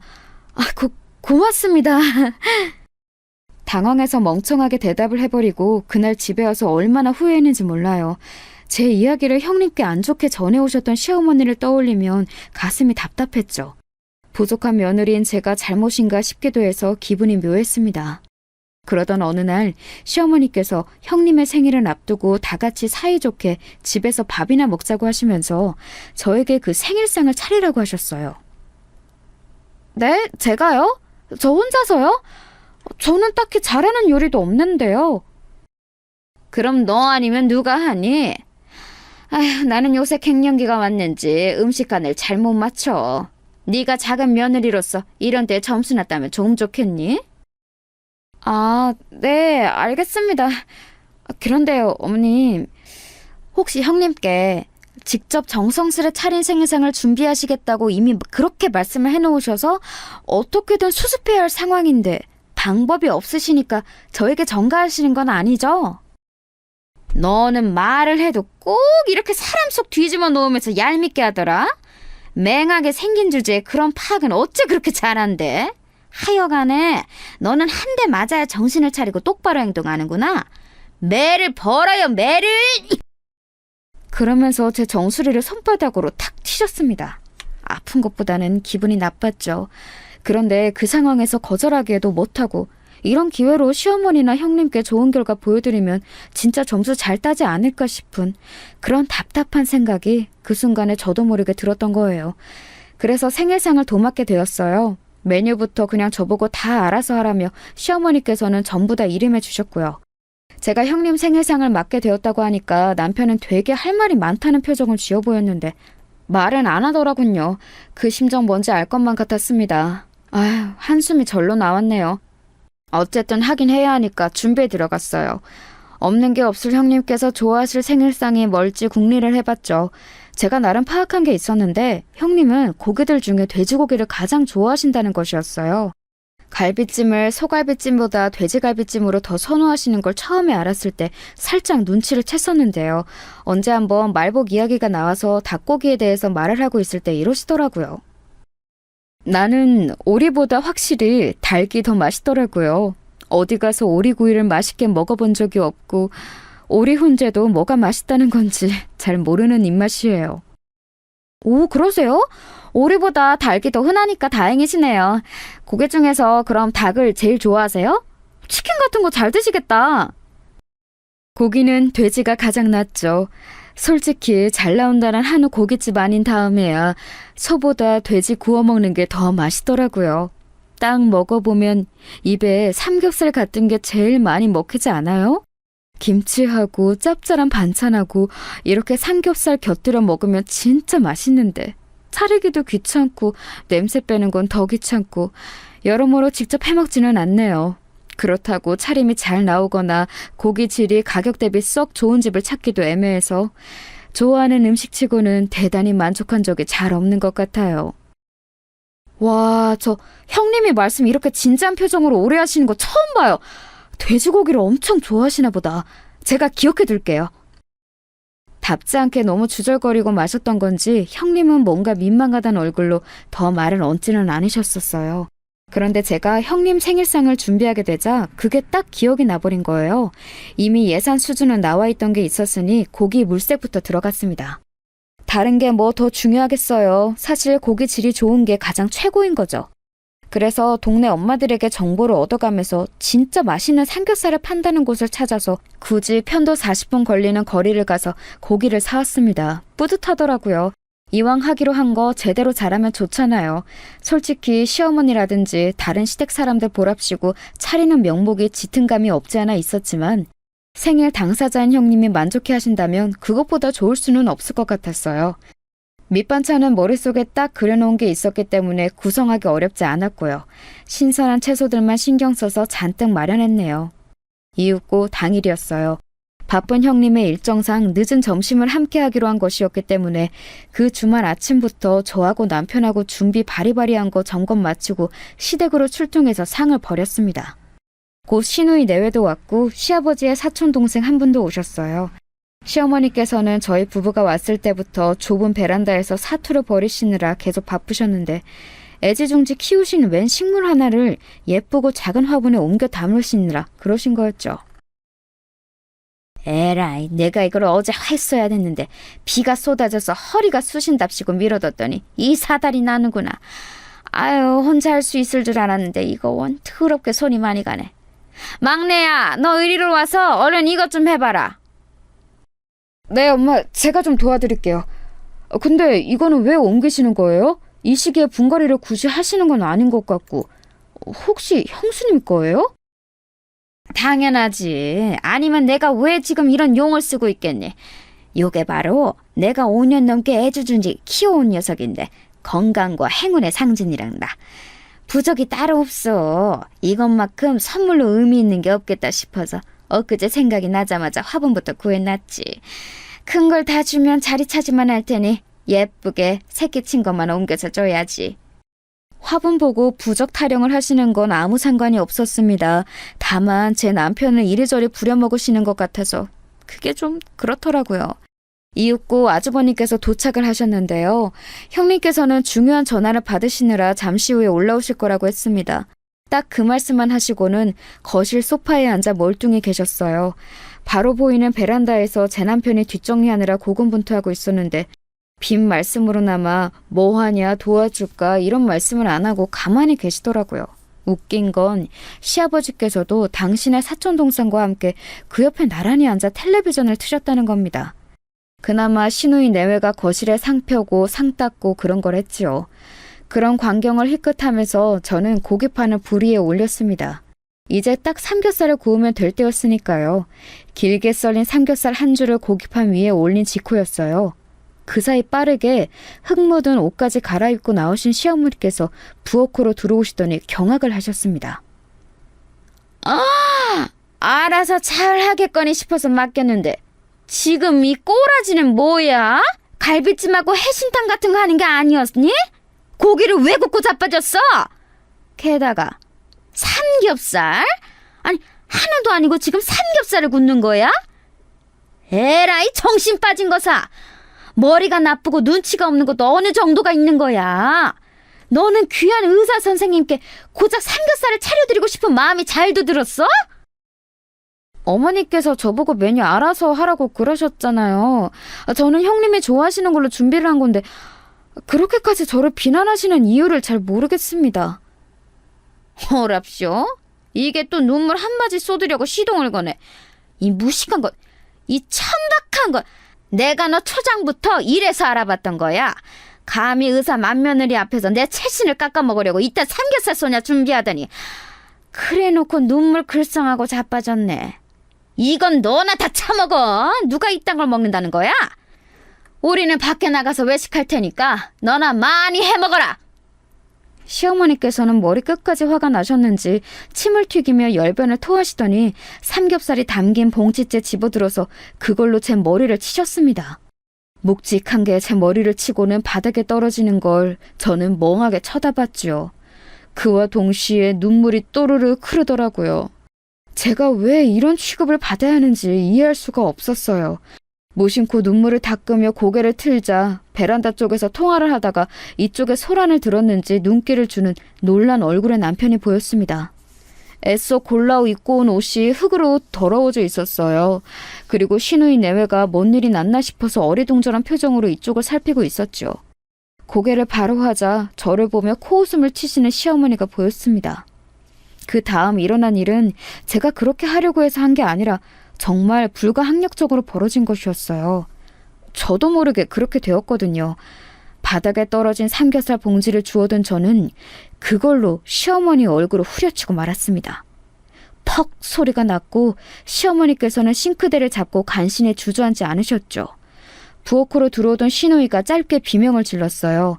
다가온 남편도 놀란 숨을 삼켰고요. 저는 시어머니께서 혼미한 눈빛으로 저를 쳐다보시자 홀린 듯이 정신없는 말을 쏟아냈습니다.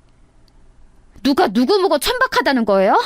능력도 없고 인성도 부족한 주제에 자식들에게 바라는 것만 더럽게 많고 자식 차별하고 며느리 차별하고 돈 앞에서 해불쭉하는 어머님보다 설마 제가 더 천박할까 싶어서요? 그래요. 저 무식해요. 명문대도 못 나왔고 언감생신 의사는 꿈도 못 꿔봤어요. 그래도 제가 어머님 앞에서는 무식으로 한 수가 아니라 두 수 정도는 접어드려야겠는데요? 무식대회 나가면 어머님은 대상 후보는 기본으로 깔고 가요. 시어머니께서 놀란 입만 뻐끔거리셨고 한 줄 올려놓은 삼겹살이 지글지글 익는 소리를 내길래 저는 신경질적으로 가스불을 꺼버린 뒤 고기판 채로 싱크대에 그걸 확 엎어버렸습니다. 그러자 시어머니께서 뒤로 물러나며 놀란 비명을 내지르셨죠. 그때부터 제가 아주 오해를 시작했어요. 왜 그랬는지 모르겠는데 그냥 막 울음이 크게 나오더라고요. 남편이 다가와서 제 어깨를 감싸 안았고 시어머니께서는 그런 당신의 막내 아들을 비난하려는 듯 덜덜 떨리는 팔을 들어 삿대질을 하셨습니다. 그때 시누이가 끼어들었어요. 올케가 미친 짓 했지만 엄마가 선수 치셨어. 그러길래 왜 사람을 극한으로 몰아가요? 뭐라고? 너네 다 누구 편이야? 누구 편이냐고? 이 구질구질한 것들이 똑같이 다들 정신이 나갔네? 다 필요 없어. 우리 장남하고 맏며느리만 있으면 돼. 시어머니께서는 악다구니를 쓰셨고 저는 엉엉 울면서 그런 시어머니께 원망의 눈길을 보냈어요. 그러자 그게 화를 돋구었는지 시어머니께서 어디서 그런 힘이 나셨는지 남편을 밀치고 제 머리채를 확 잡으셨습니다. 일전에 뜯겼던 것보다 더 아프더라고요.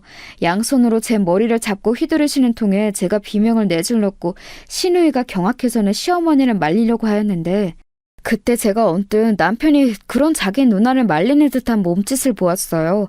그 순간에도 왜 저러지 싶었죠. 그런데 이유가 있었어요. 왜냐하면 어느새 도착해 계셨던 형님께서 그 광경을 다 보셨거든요. 저를 놓아주신 뒤에 씩씩 거리시던 시어머니께서 문득 형님을 발견하시고는 소스라치셨습니다. 우리 귀한 며느님 와 있었어?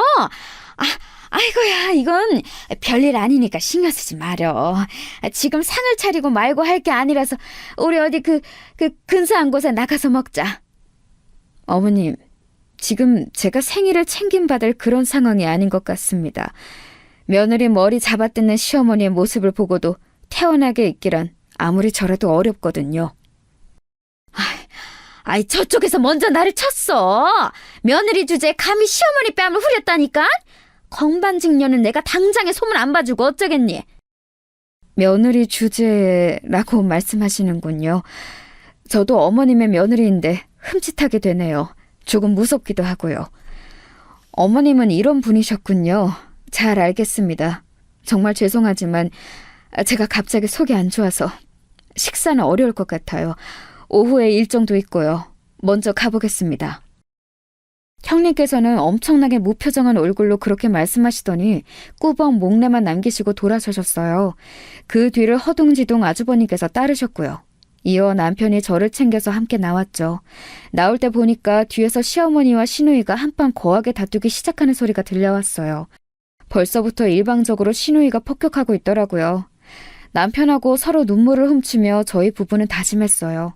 시댁에는 이제 발길을 끊기로 말입니다. 저나 남편이나 괜히 좋은 아들과 좋은 며느리라는 거 해보고 싶어서 지금까지 버티고 있었던 것 같아서 허무했네요. 놓아버리니까 마음이 편해졌죠. 그리고 이튿날 형님께 연락을 받았어요. 우리 동서 덕분에 시댁과 나이스하게 거리를 둘 수 있는 기회가 생겨서 너무 좋네요. 개인적으로 아주 고마운 심정이에요. 앞으로 종종 우리 만나서 커피 한잔하고 밥도 먹고 그렇게 지내요. 그때는 당황해서 그냥 어버버 하다가 통화가 끝났는데요. 그날 아주버님께서 남편에게 100만 원을 입금해 주셨어요.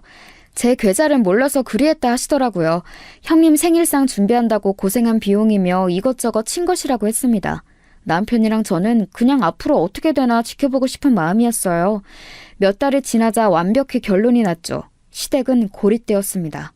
시누이는 지금까지 쌓인 게 많았다면서 시댁에 더 이상 안 가겠다고 했고요. 형님께서는 시댁이 마치 없는 것처럼 사셨고 가족이고 뭐고 공부만 하며 살아오신 아주버님께서는 부모 공경보다 아내 사랑이 우선인지 그런 아내의 노선을 너무 잘 따르셨습니다. 장남과 맏며느리를 이렇게 시부모님께서는 잃게 되셨죠. 가장 만만하게 부려먹으셨던 저희 부부가 사라지니까 시간이 지날수록 아쉬우셨나 봐요. 그 지엄하신 시어머니께서 저에게 사과까지 하신 걸 보면 말이죠. 예, 네 시아비가 손녀 보고 싶어서 우는 소리를 얼마나 하는지 아니? 나도 우리 손녀가 요즘 들어 더욱 보고 싶구나. 어머님, 저희 애 핑계는 왜 대세요? 별로 신경도 안 쓰고 사셨잖아요. 너무 서운하게 말하지 마. 우리가 남이니? 가족이잖아, 얘. 내가 지난 몇 년 동안 너에게 참 매정하게 굴었지? 가족 간의 허물 감싸주면서 우리 그렇게 지내자. 내가 다 잘못했으니 네가 용서를 해줬으면 좋겠구나. 제가 어머니께 하도 머리를 뜯겼더니 후유증으로 머리가 빨리 안 돌아가게 됐어요. 그래서 지금 바로 답변은 못 드려요. 이해하시죠? 그런 저의 태도에도 이제 시어머니께서는 아무 말씀 못 하셨죠. 시부모님께서는 특히 제 남편이 그리우신 듯 했습니다. 그러나 이미 남편은 시부모님 번호를 다 차단했으며 단 한 번도 먼저 저에게 두 분의 이야기를 꺼낸 적이 없었네요. 무탈하고 평화롭게 제가 그리던 결혼 생활 지금 하고 있는 중이에요. 아주버님하고는 여전히 어색하지만 형님하고는 제법 친해졌고요. 시누이하고는 둘이 멀리 여행까지도 가는 사이가 되었네요. 아무 문제 없이 잘 지내고 있는 지금인데 앞으로 계속 이래도 되는 것인지 가끔은 심란해지기도 한답니다.